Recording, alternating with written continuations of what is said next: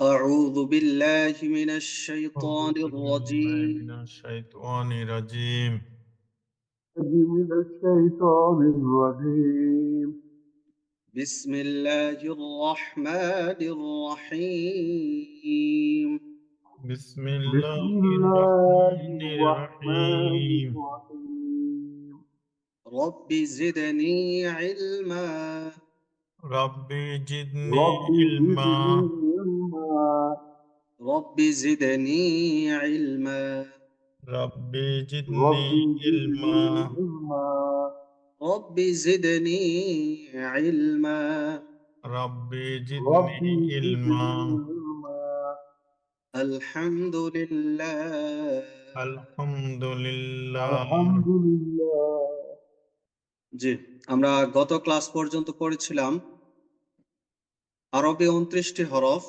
শব্দের মধ্যে কিরকম থাকে বা কিভাবে হরফগুলো থাকবে সেগুলো আমরা চেনার চেষ্টা করেছি। গত ক্লাস পর্যন্ত আমরা যদি ভালো করে ক্লাসগুলো করে থাকি বা ভালোভাবে ক্লাসগুলো বুঝে থাকি তাহলে আশা করছি হরফগুলো চেনার ক্ষেত্রে আমাদের আর কোনো প্রবলেম হওয়ার কথা নেই। ইনশাআল্লাহ। আর যদি কোথাও চিনতে তো এখনো একটু কমতি থাকে তাহলে এগুলো ভালো করে প্র্যাকটিস করে কমতিগুলো গ্যাপগুলো পূরণ করতে হবে, বেশি বেশি করে প্র্যাকটিস করতে হবে। যদি সহযোগিতা দরকার হয় ভিডিও দেখে দেখে আমরা প্র্যাকটিস করে নেব। আজকে আমরা শুরু করছি হরকত, অর্থাৎ আরবি বা কোরআন রিডিং পড়ার জন্য কিছু চিহ্ন ব্যবহার করা হয়। আমরা যে শব্দগুলো আগে পড়ে এসেছি সেই শব্দগুলোর মাধ্যমেই কিছু চিহ্ন ব্যবহার করে রিডিং পড়া শিখতে হয় বা রিডিং পড়তে হয়। যেমন ভাবে আমরা যখন বাংলাতে অক্ষরগুলো চিনি, প্রথমে স্বরবর্ণ ব্যঞ্জনবর্ণ চিনার পরে শুধু স্বরবর্ণ ব্যঞ্জনবর্ণ দিয়ে কি রিডিং পড়া যায়? বাংলা না পড়া যায়, কিছু চিহ্নের প্রয়োজন হয়, যে আকার, ইকার, উকার, রিকার, রেফ, রফালা, জফালা, হ্যাঁ, এরকম যত চিহ্নগুলো আছে ওইগুলোর সাহায্যে বাংলা পড়তে হয়। ঠিক তদ্রুপ ভাবে আরবি শুধু অক্ষর দিয়েই রিডিং পড়া যায় না, রিডিং পড়তে হলে কিছু চিহ্নের প্রয়োজন হয়। আজকে আমরা ওই চিহ্নগুলো শেখার চেষ্টা করব এবং অবশ্যই ভালোভাবে শিখতে হবে রিডিং পড়তে চাইলে। বন্ধ করে আমাকে কি ক্লিয়ারলি শোনা যাচ্ছে?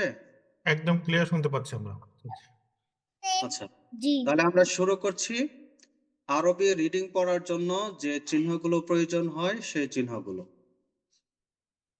আমরা সর্বমোট 11টি চিহ্নের সাহায্যে আরবি রিডিং পড়ে থাকি, কোরআন রিডিং পড়ে থাকি। এই 11টা চিহ্ন আমাদের আয়ত্তে আনতে হবে। কয়টা চিহ্নের সাহায্যে আমরা আরবি কোরআন রিডিং পড়ি? 11টি। 11টি চিহ্নের সাহায্যে। এখন আমরা 11টি চিহ্ন ভালোভাবে চিনার চেষ্টা করব। আচ্ছা, আমরা প্রথমে এই যে এখানে একটা ছক আছে, এটা দেখে আমরা চিহ্নগুলো চিনব। দেখুন, এই যে হরফের উপরের যে কোনাকুনি টান আছে এই চিহ্নকে বলা হয় জবর। এই চিহ্নের নাম কি? জবর। খেয়াল করব, জবর। কেউ যদি আমাদেরকে প্রশ্ন করে যে জবর কাকে বলে, মনে করেন আমি মুখস্থ আপনার কাছে জানতে চাচ্ছি, আমার কাছে কোনো বই টই কিছুই নাই এবং আপনার কাছেও কোনো বই নাই, আমি জানতে চাইলাম যে ভাই জবর কি, জবর কাকে বলে। এখন আমরা ওই লোককে কিভাবে বোঝাবো জবরটা কি? তখন আমরা বলবো যে হরফের উপরের যে কোনাকুনি একটা টান থাকে এটাকে জবর বলে। জবর কাকে বলে? হরফের উপরে যে কোনাকুনি টান থাকে তাকে জবর বলে। জবর বলে, বাস। আমরা সাবজেক্টটাই আরবি পড়ছি, এই জন্য আরবি বলার দরকার নাই, এমনিতে আমরা বুঝবো যে আমরা আরবিতেই পড়ছি। তাহলে আমরা উত্তরটা দেব হরফের উপরে যে কোনাকুনি টান থাকবে এটা হচ্ছে জবর। আর জবর সবসময় উপরে থাকে, হরফের কোথায় থাকে? হরফের উপরে। উপরে। সবাই একটু আমার সাথে থাকার চেষ্টা করবেন, একটু উত্তর দেওয়ার চেষ্টা করবেন কষ্ট করে যদি সুযোগ হয়। আচ্ছা, এখন আসি জের কাকে বলে। এই যে দেখুন হরফের নিচের যে কোনাকুনি টান আছে এটা কি জের বলে। জের কাকে বলে?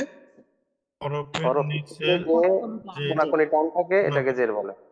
জি, অর্থাৎ যেই জবর হলো হরফের উপরে কোনাকুনি টান থাকলে জবর, আর এই কোনাকুনি টানটাই যদি হরফের নিচে থাকে তখন এটার নাম হবে জের। জের।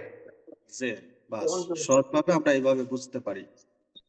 এবার আসুন আরেকটা চিহ্ন পরে, এটা হচ্ছে পেশ। এটা কি? পেশ। আমরা পেশের পরিচয়টা দিতে পারি। পেশ কাকে বলে? পেশ হচ্ছে হরফের উপরের এক মাথা গোল চিহ্নকে পেশ বলে। পেশ কাকে বলে? হরফের হরফের উপরে উপরে এক মাথা উপরে গোল চিহ্নকে গোল চিহ্নকে পেশ বলে। যে হরফের উপরের এক মাথা গোল চিহ্নকে পেশ বলে। এই তিনটা চিহ্ন যদি আমরা চিনতে পারি, বাকি চিহ্নগুলো আমরা সহজে চিনতে পারবো। তাহলে জবর, প্রথমত হচ্ছে জবর, হরফের উপরে কোনাকুনি টানকে জবর বলে। জবর বলেন। এই কোনাকুনি টানটাই যদি হরফের নিচে হয় তাহলে এটার নাম হচ্ছে জের। জের। জের। আর হরফের উপরে এক মাথা যে গোল চিহ্ন থাকবে এটাকে বলে পেশ। পেশ। এই তিনটা চিহ্ন কি আমরা ক্লিয়ার হয়েছি? জি। জি। আলহামদুলিল্লাহ। ওকে, আবার আসুন এই চিহ্নগুলা দিয়েই এখন আমরা পরের গুলো শিখবো। এখন হচ্ছে দুই জবর। দুই জবর তো আমরা স্বাভাবিকভাবে বুঝি, যে জবরটা আমরা জবর। পড়েছিলাম, এখন দুইটা জবর আসছে। জি। জবরের যে সংজ্ঞা পড়েছিলাম, কোনাকুনি টান হরফের উপরে, এখন কোনাকুনি টান দুইটা আছে এখানে, এটা হচ্ছে দুই জবর। দুই জবর। আবার এক জের ছিল, জেরের জায়গায় এখানে দুইটা জের হচ্ছে, তাহলে এটা হচ্ছে দুই জবর দুই জের, তারপর হচ্ছে এই যে এখানে দুইটা পেশ। তাহলে প্রথম থেকে আসুন, জবর জের পেশ, সবাই একসাথে। জবর জের পেশ। জের পেশ। জের পেশ। দুই জবর দুই জের দুই পেশ। দুই পেশ। দুই জবর দুই জের দুই পেশ। দুই পেশ। ওকে, সহজ না? জি। জি। সহজ। এখন আসুন এই জবর জের পেশটাই, তবে এগুলাকে বলে খাড়া জবর। খাড়া জবর জে। খাড়া জবর জবরটা খাড়া হচ্ছে না, জি। জি। এই জন্য এটা হচ্ছে খাড়া জবর। আর তারপরে হচ্ছে খাড়া জের, জের। আর এটা হচ্ছে পেশ, তবে এটা উল্টা পেশ। কি পেশ? উল্টা পেশ। উল্টা পেশ। উল্টা পেশ। ওকে, খাড়া জবর খাড়া জের উল্টা পেশ। খাড়া জবর খাড়া জবর খাড়া জের উল্টা পেশ। ওকে, এবার আসলে এই 9টা চিহ্ন আমরা দেখি। জবর জের পেশ, জবর জের জবর জের পেশ। দুই জবর দুই জের দুই পেশ। দুই দুই জবর জবর দুই জের দুই পেশ। খাড়া জবর খাড়া জের উল্টা পেশ। খাড়া জবর খাড়া জের উল্টা পেশ। এই 9টা চিহ্নকে আমরা চিনতে পেরেছি? জি। জি। দেখে না দেখে বলুন তো দেখি এই 9টা চিহ্ন কি কি? জবর জের পেশ। জবর জের পেশ। দুই জবর দুই জের দুই পেশ। খাড়া জবর খাড়া জের উল্টা পেশ। ওকে, তাহলে আমরা পড়েছিলাম যে মোট কয়টা চিহ্ন সাহায্যে আরবি রিডিং পড়া হয়? 11টি। 11টা। আমরা 9টি পড়লাম আর 2টি আছে। এই যে দেখুন এই চিহ্নটা, আমরা বাংলাতে যে কমা ব্যবহার করি, এই কমার মতো যে চিহ্নটা এটাকে বলে জজম। এটাকে কি বলে? জজম। জজম। অনেকে বলে সাকিন, আসলে মূলত এই চিহ্নটার নাম সাকিন নয়। এই জজম যার উপরে থাকবে ওই হরফকে বলে সাকিন। হ্যাঁ, তাহলে সাকিন হচ্ছে জজম আর সাকিনে একটু পার্থক্য আছে। চিহ্নর নাম জজম, আর এই জজম যার উপরে থাকবে ওই হরফকে কি বলে? সাকিন। সাকিন বলে। ওকে, তাহলে এটার নাম হচ্ছে, সুকুন আর জজম তিনটা কি একই স্যার? জি, সাকিন, সুকুন আর জজম। তো সাকিন সুকুন একই। ওকে, তাহলে এই চিহ্নটাই সাকিন সুকুন জজম তিনটাই বলা হয়, বলি আমরা।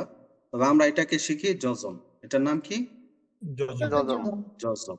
ওকে, আর এটা হচ্ছে তাসদীদ। এটা কি? তাসদীদ। তাসদীদ। তাসদীদ হচ্ছে এই যে 3 দাঁতের মতো, সিনের যে দাঁত আছে ওই সিনের দাঁতের মতো 3টা দাঁত, এটাকে বলে তাসদীদ। এই হচ্ছে মোট 11টি চিহ্ন। এতদিন পর্যন্ত আমরা যে শব্দগুলো পড়লাম ওই শব্দগুলোর মধ্যে ব্যবহার করা হয় এবং তার সাহায্যে আমরা আরবি রিডিং পড়ি। ওকে, তাহলে আমরা 29টি হরফ শিখলাম এবং ওই হরফগুলো দিয়ে শব্দ শিখলাম, তাহলে আমাদের জন্য সহজ হয়ে গেল। এখন আমরা 11টা চিহ্ন শিখছি এবং এই 11টা চিহ্ন কিভাবে ব্যবহার করা হয় এগুলো আমরা শিখতে পারলেই আমরা কোরআন রিডিং পড়তে পারবো ইনশাআল্লাহ। ইনশাআল্লাহ। আর তারপরে রিডিং পড়া শেখার পরে কিছু বিষয় থাকে যে গুণনা কোথায় হবে, মাদ কোথায় হবে, হ্যাঁ, কতটুক মাদ হবে কোনটা, এই বিষয়গুলো আমরা ফাঁকে ফাঁকে একটু একটু শিখে নেব পর্যায়ক্রমে। তো আমাদের মেইন এখন টার্গেট হচ্ছে এই 11টা চিহ্ন দিয়ে রিডিং শেখা। তাহলে 11টা চিহ্ন আমি আরেকবার বলছি, একটু খেয়াল করুন। ওইখানে সুকুন আছে, তাসদিদটা নাই, তো এই হিসাবে আমি এখানে নিয়ে আসছিলাম। আবার যাচ্ছি আমরা আগের জায়গাতে। এখানে আমরা মনে মনে এই হামজার উপরে তাসদিদ দেবো, ওই যে তাসদিদটা পড়েছি, তাহলে আমরা এখানে একবারে শিখি। তাহলে আরবে রিডিং করার জন্য টোটাল কয়টা চিহ্ন ব্যবহার করি আমরা? 11টি। 11টি। জবর জের পেশ, সবাই জবর একসাথে। জের পেশ, দুই জবর দুই জের দুই পেশ, দুই জবর দুই জের দুই পেশ, খারা জবর খারা জের উল্টা পেশ, খাড়া জবর খাড়া জের উল্টা পেশ, জজম তাসদীদ। জজম তাসদীদ। এই লাইনটা আমরা সবাই 5 বার পড়ে দেখি মুখস্থ হয় কিনা, তারপরে আমি শুনবো। সবাই শুরু করি। জবর জের পেশ, দুই জবর দুই জের দুই পেশ, খারা জবর খারা জের উল্টা পেশ, জজম তাসদীদ। সবাই একসাথে। জবর জের পেশ, জবর জের পেশ, দুই জবর দুই জের দুই পেশ, খাড়া জবর খাড়া জের উল্টা পেশ, জজম তাসদীদ।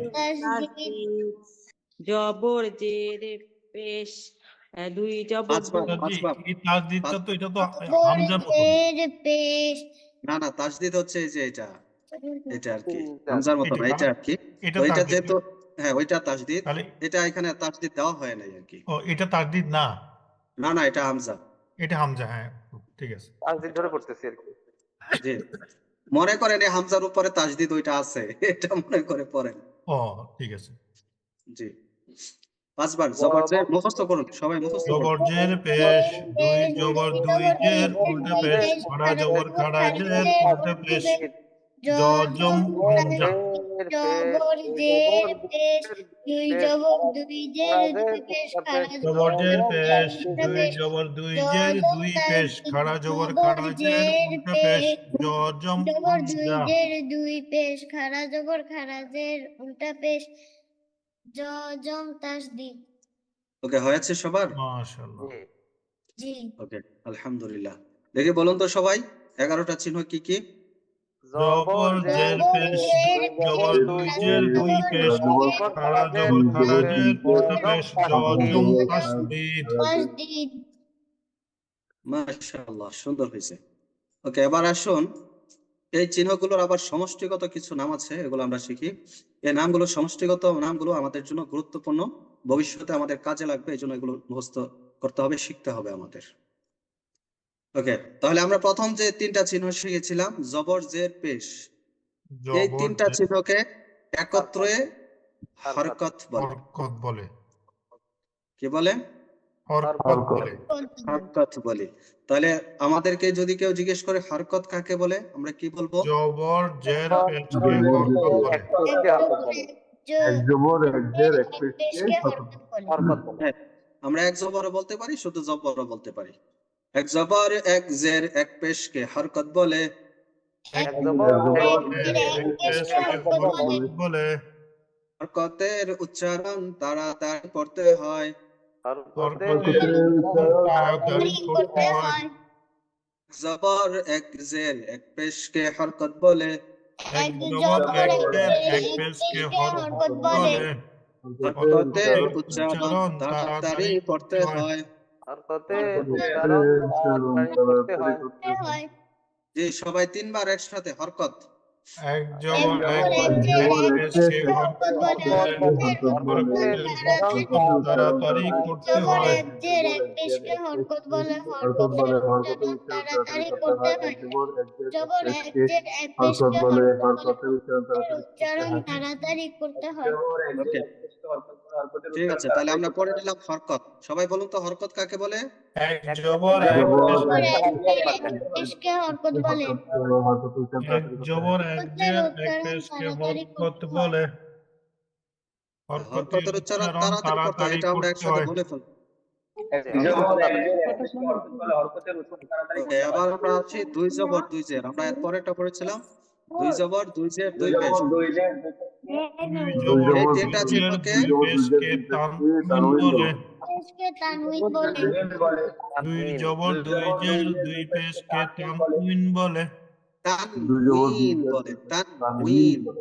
তানবিন পেশকে তানউইন দুই বলে, জবর তানউইন। দুই জের দুই পেশকে তানউইন বলে। দুই জবর দুই জের দুই পেশকে তানবিন বলে। জি, তিনবার সবাই একসাথে। দুই জবর দুই দুই জবর দুই দুই জের জের দুই পেশকে তানউইন তানবিন বলে।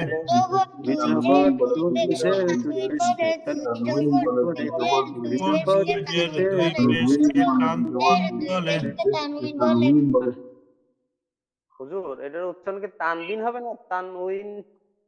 এটা তানউইন। মূলত আরবিক শব্দ, তো তার সঠিক উচ্চারণ হচ্ছে তানউইন। তানউইন। আমরা বাংলাতে সারা জীবন তানবিন বলছি, তানবিন। তানবিন পড়ছি সারা জীবন। হ্যাঁ, সারা জীবন আমরা তানবিনই পড়ে আসছি, কিন্তু এটা মূল শব্দ উচ্চারণ হচ্ছে তানউইন, ওয়াও দিয়ে তানউইন। উইন তানউইন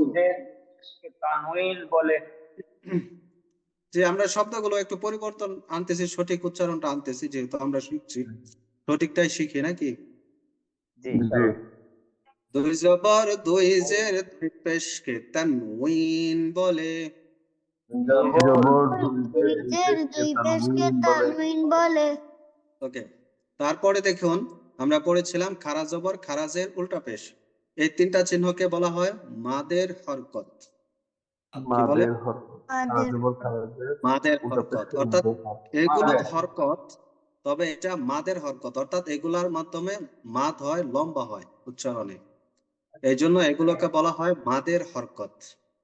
তাহলে এখন যদি প্রশ্ন আসে যে মাদের হরকত কাকে বলে, এই যে এখানে দেখুন দেওয়া আছে খারা জবর খারাজের উল্টা পেশকে মাদের হরকত বলে। খারা জবর খারাজের উল্টা পেশকে মাদের হরকত বলে। মাদের হরকত মাদের হলে মাদের হরকত থাকলে এক আলিফ টেনে পড়তে হয়। হবে মাদের হরকত মাদের হরকত থাকলে কিভাবে পড়তে হবে? এক আলিফ একালিফ টেনে টেনে পড়তে হয় মাদের হরকত হইলে এক আলিফ টেনে পড়তে হয়। মাদের মাদের হরকত হরকত মাদের হলে হরকত এক আলিফ টেনে পড়তে হয় করতে হয়। খারা জবর খারাজের উল্টা পেশকে মাদের হরকত বলে। খারা জবর খারাজের উল্টা পেশকে মাদের হরকত বলে মাদের হরকত মাদের হলে হরকত এক আলিফ টেনে পড়তে হয়। মাদের মাদের হরকত হলে এক আলিফ হরকত টেনে পড়তে হয় তাহলে এই তিনটা জিনিসকে আমাদের মুখস্থ করতে হবে। একটা হচ্ছে হরকত কাকে বলে, তানউইন কাকে বলে, মাদের হরকত কাকে বলে। কাকে বলে? জি। ওকে, দেখি বলুন তো হরকত কাকে বলে? জবরদের জবর পেশকে এক হরকত জের বলে। এক পেশকে হরকত বলে হরকতের উচ্চারণ তাড়াতাড়ি করতে হয় ওইটা সহ বলবেন, হরকতের উচ্চারণ তাড়াতাড়ি পড়তে হয়। আর তানউইন কাকে বলে? দুই জবর জবর দুই জবর দুই জের দুই উল্টা পেশকে দুই তানউইন জের বলে আর মাদের হরকত কাকে বলে? খারা জবর খারা জবর খারাজের খারাজের উল্টা পেশকে মাদের হরকত বলে। মাদের হরকত মাদের হলে হরকত এক আলিফ টেনে পড়তে হয় টেনে পড়তে হয়। ওকে, তাহলে এই দুইটা জিনিস, একটা হচ্ছে হরকত আর একটা হচ্ছে মাদের হরকত।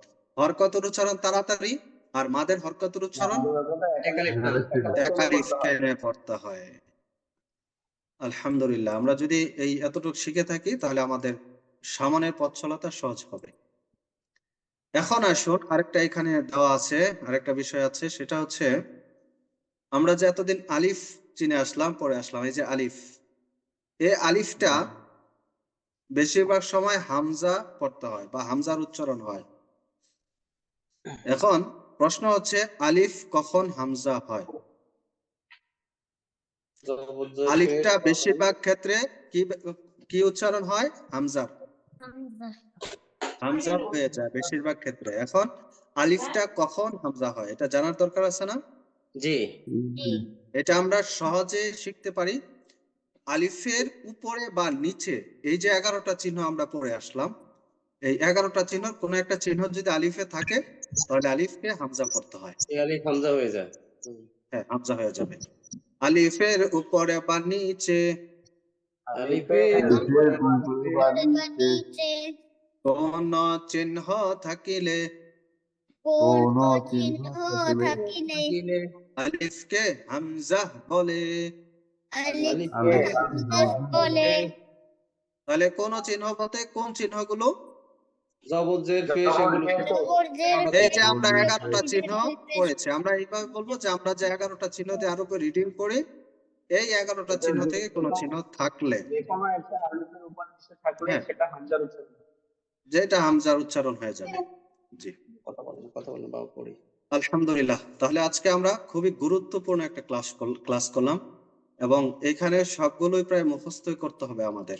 আরেকবার একটু রিভিশন দিয়ে আমরা পরবর্তী পড়াতে যাওয়ার আগে, প্রথমত হচ্ছে আরবি রিডিং করার জন্য মোট কয়টা চিহ্ন ব্যবহার করা হয় দেখি বলুন তো? 11টা চিহ্ন ব্যবহার করা হয়। 11টা চিহ্ন কি কি? 11টি চিহ্ন।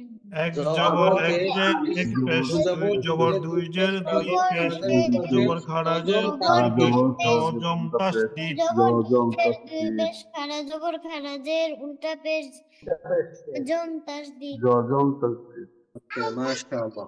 এবার আসি হরকত কাকে বলে? এক জবর এক এক পেশ, জবর এক এক পেশ জবর এক জের হরকতের উচ্চারণ তাড়াতাড়ি করতে হয়। তাড়াতাড়ি পড়তে হয়। করতে হয়। পড়তে। তানউইন কাকে বলে? দুই জবর দুই জের দুই পেশকে তানউইন বলে। মাদের হরকত কাকে বলে?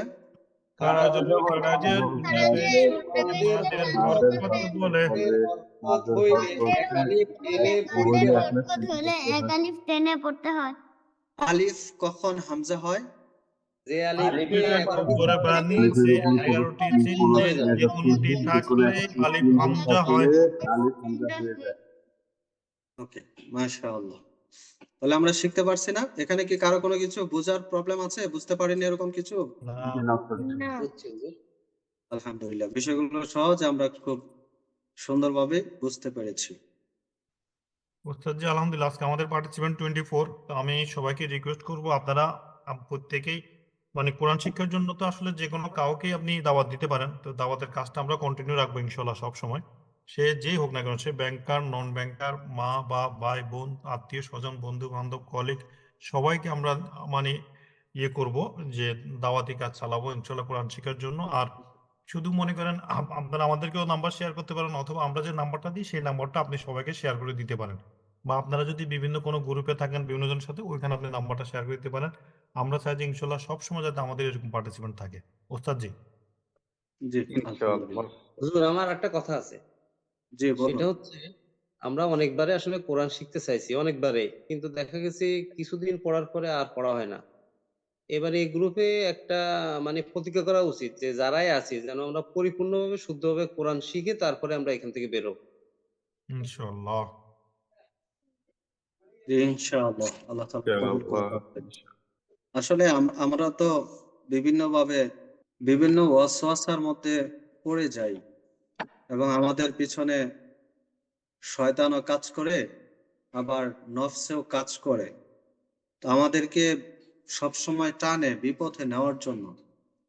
তো আমাদের আসলে একটা ব্যাপার হচ্ছে কি যে নিজের মধ্যে এই ব্যাপারটা দৃঢ় রাখা দরকার যে আমাকে এইটা শিখতেই হবে। এটা যখন আসবে তখন আমরা আমাদের জন্য সম্ভব হবে। এটা শিখা ছাড়া তো কারো কোনো গতি নাই, এটা শিখতেই হবে। ফরজ। মানে প্রত্যেকটা মুসলিমের জন্য শিখা ছাড়া কোনো উপায় নাই। এই বিষয়টা আমার মধ্যে গুরুত্বভাবে দেখতে হবে। যদি আমরা গুরুত্বের সাথে এটা দেখতে পারি তাহলে আমাদেরকে নফসেও পিছাইতে পারবে না, শয়তানও ধোঁকা দিতে পারবে না। এই জন্য যে স্যার বললেন যে খুব সুন্দর কথা বলেছেন, প্রতিজ্ঞাবদ্ধ হওয়া দরকার, আমাদেরকে শিখতেই হবে। আমরা তো জীবনে অনেকবারই শেখার চেষ্টা করেছি, সে মক্তব থেকে শুরু করে চেষ্টা করছি বা করেছি। এই পর্যন্ত অনেকেই হয়তো বিভিন্নভাবে বিভিন্ন টিচার নিয়ে অনেকে বাসায় চেষ্টা করেন। তো এটা যেহেতু সহজ একটা মাধ্যম, আমরা সহজে ঘরে বসেই পড়তে পারছি এবং আমাদের সামনাসামনি একজন উস্তাদ যেভাবে পড়ান, আমাদের তো পড়াটা সেরকমই হচ্ছে, তাই না? জি জি ইনশাআল্লাহ। সেরকমই কোনো ধরনের আমার কাছে বেশ কম মনে হয় না। আমার কাছে মনে হয় যে আমরা মানে একই রকম। আমার বরং সামনাসামনি যে প্র্যাকটিক্যালি পড়া, এর চেয়ে আমার কাছে অনলাইনটা আরো সহজ মনে হয়। ঠিক আছে, ইনশাআল্লাহ আমরা সবাই নিজেও ভালোভাবে চেষ্টা করব শেখার জন্য, এবং এটা এমন একটা সাবজেক্ট যেটা সবাইকে দাওয়াত দেওয়া যায়, এবং আমরা সবাইকে দাওয়াত দেব। নিজের যদি বাবা মাও থাকে বৃদ্ধ, যে অন্তত সূরাগুলো শুদ্ধ হচ্ছে না, আমরা ওনাদেরকে দাওয়াত দিই যে আপনি একটু বসেন, ঠিক। হ্যাঁ একটু শুনেন, বসেন, শুনলেও তো লাভ হবে। আমরা সবাইকে দাওয়াত দিতে পারি। আল্লাহ তাআলা আমাদের সবাইকে কবুল করুন। আমিন। আচ্ছা, আমরা একটু এই পেজটা একটু পড়ি। এটা হচ্ছে জবর, যে আমরা 11টা চিহ্ন যে পড়েছিলাম, প্রথম যে চিহ্ন ছিল জবর, এই জবর দিয়ে আমরা এই পেজটা পড়ব। আচ্ছা, জবর হচ্ছে হরকতের একটা অংশ, তাই না? জি আর হরকতের উচ্চারণ তাড়াতাড়ি পড়তে তাড়াতাড়ি হয়। করতে হবে। এখন আমরা হরকতটা পড়ি। আচ্ছা, প্রথমত আসি যে হরকতটা যে পড়বো, হরকতটা আমরা যদি কম্পেয়ার করি যে বাংলাতে কিসের মতো উচ্চারণ হবে সহজে বোঝার জন্য, যে আকারের। জবরটা বাংলা আকারের মতো উচ্চারণ হয়। কিসের মতো? আকার। আকার। আকারের মতো উচ্চারণ হবে। তবে যে 7টি মোটা হরফ আমরা পড়েছিলাম, ওই 7টি হরফে জবর থাকলে সরাসরি আকারের উচ্চারণটা আসবে না। আমরা কিভাবে পড়বো সেটা আসলে আমরা পড়লেই বুঝতে পারবো।